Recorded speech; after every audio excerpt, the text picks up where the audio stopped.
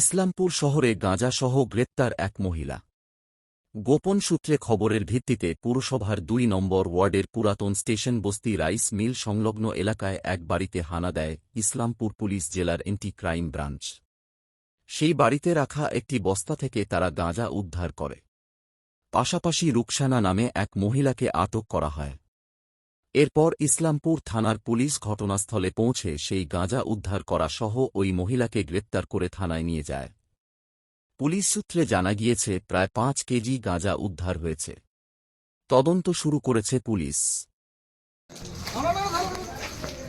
এই মুহূর্তে দেখতে পাচ্ছেন সেই মহিলাকে কিন্তু গ্রেপ্তার করেছে। বলুন কেন গ্রেপ্তার করলো? आपने क्यों गिरफ्तार किया? आपको क्यों गिरफ्तार किया? पुलिस क्यों गिरफ्तार किया? रुखसाना बीबी क्यों गिरफ्तार किया आपको? क्या कहना चाहिए? क्यों गिरफ्तार किया आपको? क्यों गिरफ्तार किया आपको? रुखसाना बीबी क्यों गिरफ्तार किया?